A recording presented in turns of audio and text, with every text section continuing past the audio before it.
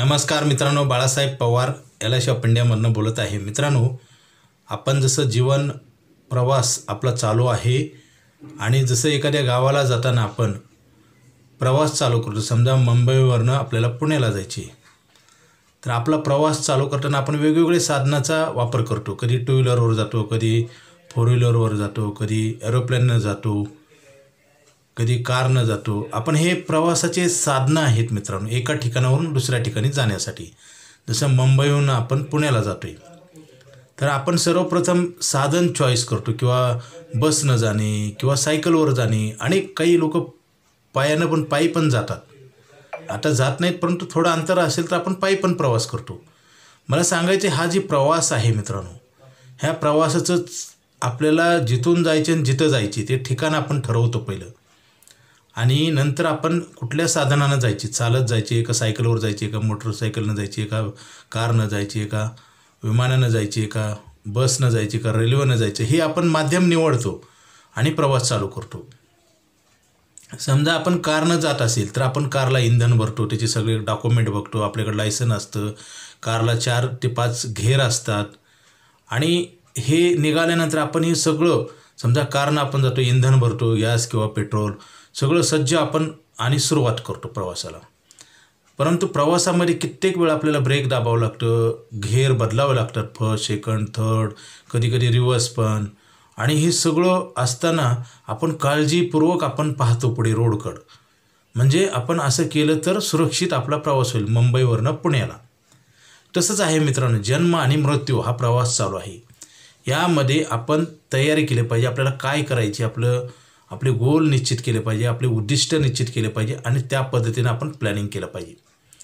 जसं कारमध्ये आपण फर्स्ट सेकंड घेर बदलतो, ब्रेक दाबतो, तसं आयुष्यामध्ये पण आपल्याला जीवन प्रवासामध्ये काही चेंजेस करावं लागतात नेहमी, आणि फायद्यासाठी कंटिन्यू मनामध्ये विचार आले पाहिजेत आणि काम केलं पाहिजे। बेसावध जर राहिलं तर काय होलं, ॲक्सिडेंट होतात प्रवासामध्ये। सगळंच गाडी चांगली आहे, इंधन भरलं आहे, गाडीचे ब्रेक चांगले आहेत, घेर चांगले आहे, सगळं चांगलं आहे, तरी पण काळजी करावं लागते, काळजी पुढे लक्ष द्यावं लागते, काळजीपूर्वक जसं काम, जसं सीमेवरचं जवान हत्यार आहे, ट्रेनिंग आहे, सगळं आहे, परंतु डोळ्यात तेल घालून शत्रूशी लक्ष देऊन प्लॅनिंग करावं लागतं आणि ॲक्शन पण उचलावं लागते वेळ आली तर। तसंच आहे जीवनामध्ये, जे लोक असं करतील त्यांचा प्रगती होते, आणि जे दुर्लक्ष करतील त्यांची अधोगती होती।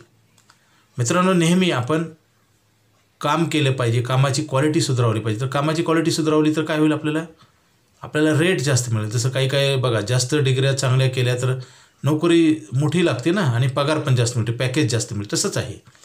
आणि हे सगळं करून कष्ट केलेला पैसा हा महत्त्वाचा पॉईंट आहे, तो कसाही खर्च नाही केला पाहिजे, त्याला कुणीतरी आपण गाईडलाईन देणारा पाहिजे, आपण कुणाकडनं तर ऐकलं पाहिजे आणि त्याचं प्लॅनिंग केलं पाहिजे, आणि ते सगळं प्लॅनिंग अगदी टिकाऊ पण पाहिजे। आता बरेच लोक बचत तर करतात, परंतु अशा ठिकाणी करतात की ती बचत काय संस्थाच जागेवर नसते, म्हणजे कुठं तर आपल्याला निवडीसाठी आपली कुठं तर कमतरता राहिली असेल।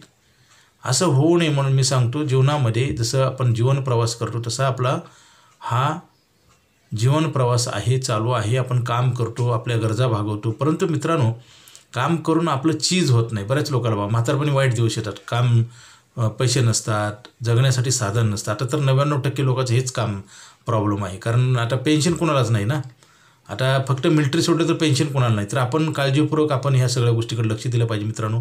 सांगणाऱ्या माणसाचं वेळोवेळी ऐकलं पाहिजे, आपल्याला फ्री सल्ला मिळतोय, जो आर्थिक सल्ल्यावर सगळेच, आर्थिक जर काम चांगलं केलं, पैशाचं प्लॅनिंग जर चांगलं केलं, तर त्याच्यावर सगळे गोष्टी अवलंबून आहेत। जसं फाउंडेशन असतं ना बिल्डिंगला, त्याच्यावर वरचे मजले सुरक्षित राहतात। किती फाउंडेशन तुम्ही मजबूत कराल तेवढे त्याच्या कॅपॅसिटीनुसार वरचे मजले सुरक्षित राहतात। नाहीतर मजले तर आपण बांधतो, परंतु बिल्डिंग खाली येते, त्याचं कारण आहे फाउंडेशन। तसं इन्कम फाउंडेशन आपण LIC ऑफ इंडियामध्ये केलंच पाहिजे। असं नाही केलं तर काय होईल, सगळं दिसेल पण एका क्षणात नष्ट होईल।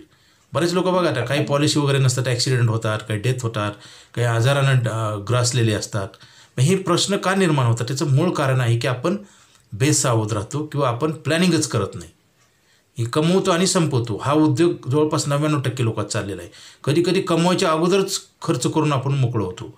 म्हणजे समजा आता मोबाईल घेतला आहे, मोबाईल पण ती पण कशासाठी, इन्कम कमवण्यासाठी नाही, आपल्याला टाईमपाससाठी, किंवा काही अनेक गोष्टी असतात। आपण चैनीच्या वस्तू घेतो, त्या वस्तूतनं काही नाही, शेवटी त्याची व्हॅल्यू बी झिरो होते आणि पैसे कमवायचं काळ पण संपतो. म्हणजे दोन्हीकडनं दिवाळा निघतं माणसाचं. म्हणून माणसं शेवटी त्यांना जीवन जगणं हे कठीण होतं किंवा दुसऱ्याच्यावर अवलंबून राहावं लागतं, दुसऱ्याच्या उत्पन्नावर अवलंबून राहावं लागतं. मग ही वेळ काय येते, कमवून ही वाईट वेळ येण्याचं कारण जसं आपण जे प्रवास करतो गाडीनं फोर व्हीलरनं, तसं काळजी घेतो तशीच काळजी ह्याच्यात पण घेतली पाहिजे. आपण वेळोवेळी बचत केली पाहिजे, काटकसर केली पाहिजे आणि तो एवढ्या कष्टाचा पैसा LIC ऑफ इंडियामध्येच बचत केला पाहिजे. कारण सांगतो, LIC ही एक सरकारची संस्था आहे, धोका नाही, भीती नाही आणि आत्ता आयुष्यभर इन्कम मिळणारा प्लॅन आहे. तुम्ही जर थोडी बचत केली तर तेवढेच पैसे LIC ऑफ इंडिया बोनस म्हणून तुमच्या पॉलिसी अकाउंटला भरत असते. 2 अकाउंट असतात, एक पॉलिसी अकाउंट आणि एक आपलं अकाउंट. 15 वर्ष आपण पॉलिसी अकाउंटला पैसे भरतो, त्याच्यावर बोनस पण मिळतो, त्याच अकाउंटमध्ये जमा होतो आणि 15 वर्षानंतर आपल्या अकाउंटला पण पैसे येतात आणि पॉलिसी अकाउंटला पण जमा होतात. हे लाईफ टाईम चालू असतं. मित्रांनो, पैशाची जर कमतरता पडू द्यायची नसेल तर आपल्याला हे असे ॲग्रीमेंट करणं गरजेचं आहे. कारण पैसे कमवायचे वय एक दिवस संपणार आहे आणि आपण जर निष्काळजीपणानं जर वेळ वाया घालवला तर वेळ काही परत येणार नाही आणि वाईट वेळ आल्याशिवाय राहणार नाही. मित्रांनो, 99% लोकांचं असंच घडतं. त्याचं कारण आहे की आपण पैसे कमवतो परंतु आपण भविष्याच्या बाबतीत जागरूक राहत नाही. माहिती आहे परंतु करत नाही आणि केलं तर चुकीच्या ठिकाणी. जसं आता सगळ्या गुंतवणुकीची साधनं आहेत, पोस्टातली आहे, बँकेतली आहे, रिकरिंग अकाउंट असतं, mutual fund, share market, SIP, सोनं, चांदी, घर, जागा, जमीन, अनेक गुंतवणूक असतात. सगळ्या गुंतवणुकीमध्ये कसं असतं, आहे तेवढेच पैशाची गॅरंटी मिळते, परंतु LIC ऑफ इंडियामध्ये 10,000 भरले तर 30 लाखाची गॅरंटी मिळते. म्हणजे पुढचे पैसे कमवले नाहीत, भरले नाहीत त्याची गॅरंटी मिळते. आणि आता तर आयुष्यभर पैसे देणारा प्लॅन आहे. मित्रांनो, जसं जीवनामध्ये तुम्ही जेवढी काळजी घेऊन तुम्ही जीवन जगाल तेवढं तुम्ही सुरक्षित राहाल आणि फायद्यामध्ये राहाल. आणि वेळ निघून गेला तर तुम्ही तोट्यामध्ये येणार आहेत आणि तोटा झाल्यानंतर ह्या जगामध्ये कुणीच उरलं नाही तुमचा तोटा भरून देण्यासाठी. कर्ज पण मिळत नाही मित्रांनो. कर्ज घेताना व्याज द्यावं लागतं आणि इन्कमच्या सगळ्या गॅरंटी तुम्हाला द्यावं लागतात अगोदर. कारण माणूस गेल्यावर सुद्धा पैसे त्यांना वसूल करता आले पाहिजे. त्यासाठी प्रॉपर्टी मॉर्गेज केली जातं, गॅरंटर घेतली जातात आणि एवढं करून तुम्हाला इंटरेस्ट द्यावं लागतं. आपल्याला आपण जीवनामध्ये प्लस व्हायचे का मायनस व्हायचे हे आपल्याच हातात असतं. तुम्ही जर बचत केली तर तुम्ही प्लस होणार, खर्च केला तर मायनस होणार. साधं उदाहरण आहे. आता खर्च करताना मोह आवरला पाहिजे. कारण काय, बऱ्याच लोकांना मोह आवरत नाही म्हणून कुठल्याही वस्तू ते घेतात आणि शेवटी पैसे संपतात आणि शेवटी तुम्हाला वेळ आल्यास पैसे कुठूनच मिळत नाहीत. कारण आपण आपल्यावर संकट निर्माण करतो मित्रांनो आणि कोणी तर सांगणारा पाहिजे आणि आपण त्यांचं ऐकलं पाहिजे.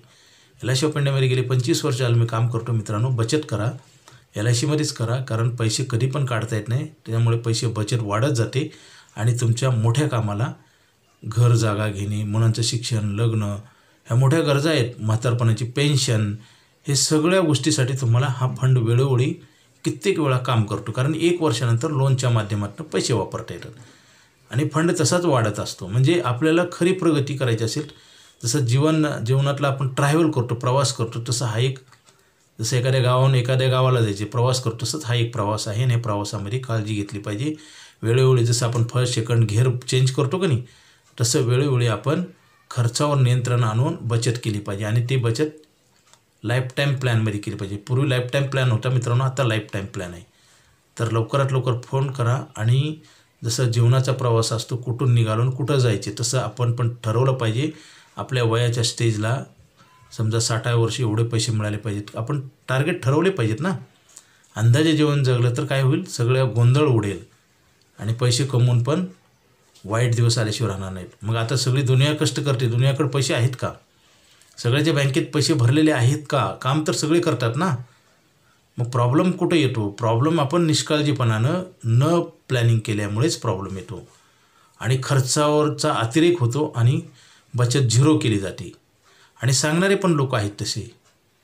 आपण कुणाचं ऐकायचं हा आपला वैयक्तिक मुद्दा आहे. आपण जर चांगल्या माणसाचं ऐकलं जरूर त्रास होईल थोडाफार, परंतु चांगले दिवस नक्की येतात हे पेपरवर लिहून आहे. म्हणून मला फोन करा. माझा मोबाईल नंबर 9890468671. हा नाही लागला तर दुसरा एक नंबर आहे 9890768562. पवार बाळासाहेब. बचत केलीच पाहिजे, कारण बचत जर नाही केली तर पैसे कमवायचं बंद होईल. उतार वय झाल्यानंतर पैसे कमवायचं बंद होतं ना, ताकद राहत नाही किंवा नोकरी तर रिटायरमेंट होतो. आपण रिटायर झाल्यावर आपल्याला कोण पैसे देईल? हा साधा प्रश्न आहे मित्रांनो. साधा प्रश्न तो साधाच आपण जर प्लॅनिंग केलं तर ते सुटला जाईल. नाहीतर तो गंभीर होत जाईल. मग लोक सुसाईड करतात. वाईट वेळ येते ती चांगली वेळचा विचार करून प्लॅनिंग न केलं. जसं एखादा विद्यार्थी अभ्यास करत नसेल तर नापास झाल्यावर मग जीव द्यायची वेळ येते ना. मग छोटंसं संकट त्या वेळेला आपण जर ते प्लॅनिंग करून ते जर संकट दूर केलं तर पुढे मोठं संकट निर्माणच होणार नाही.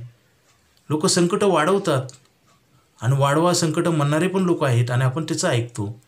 मित्रांनो, आपल्या नावावर बचत करण्यासाठी एवढं आपण का मागे घेतो हेच कळत नाही. आणि तिथंच आपल्या जीवनाशी वाईट दिवसाची सुरुवात होते. लागणारी गोष्ट आपण ठेवली पाहिजे, साधी गोष्ट आहे. आणि पैसे निर्जीव आहेत, आपण तयार केले आणि आपल्यालाच त्याच्यापासून धोका होतो. म्हणजे आपण कुठं तर त्याला चुकीच्या मार्गाला, जसं पाणी येणारं त्याला डायरेक्शन नाही दिलं तर पाणी कुठेही वाहून जातं ना. त्याला आपण जर योग्य दिशा दिली पैशाला तर आपण काय होईल, तेच पैसे आपल्या कामाला येतील. लगेच फोन करा आणि लाईफ टाईम मनी बॅकचा प्लॅन करा. आयुष्यभर पैसे मिळणारा प्लॅन आहे. 8% इंटरेस्ट रेट आहे, बोनस आहे, 12% टोटल मिळतं आणि 1 वर्षानंतर पैसे वापरता येतात. आणि मेडिक्लेम पण करणं गरजेचं आहे. मेडिक्लेम जर नाही केली तर आपल्याला वाईट दिवस आल्याशिवाय राहत नाही. कारण हॉस्पिटलमध्ये कधी जाणार आहे माहीत नाही. बघा, जन्म आणि मृत्यू एकदाच घडणारे घडा, एकदाच जन्माला येतो आणि एकदाच मरतो. परंतु मधल्या वेळेस किती वेळेस आपल्याला हॉस्पिटलला जावं लागेल, कधी जावं लागेल, किती पैसे लागतील हे कुणीही सांगू शकत नाही. जी गोष्ट तुमच्या हातात नाही त्याची आपण गॅरंटी घेणं गरजेचं आहे. आपण त्याची गॅरंटीच घेत नाही आणि गॅरंटी अशा वेळेस घ्यायला लागतो की फार प्रॉब्लेम आल्यानंतर. तर प्रॉब्लेम आल्यानंतर इथं कधीच इन्शुरन्स कोणालाच मिळत नाही मित्रांनो. प्रॉब्लेम गरज नसताना ही गोष्ट करावी लागते. जसं शाळा कॉलेजमध्ये आपण शिक्षण शिकतो ना, गरज आहे, मला फायदा आहे, टार्गेट ठेवून आपण काम केलं तर काय होईल, अभ्यास केला तर काय होईल, नक्की तुमचे स्वप्न पूर्ण होतील. तसंच आहे, तुम्हाला म्हातारपणी 1 लाख पाहिजे, 1 करोड पाहिजे, 2 करोड पाहिजे, तेवढे तुम्ही पैसे जमवू शकता. वेळ आहे तो वाया घालवू नये आणि वेळ वाया घालवला तर वाईट वेळ नक्की येते. Okay, thank you.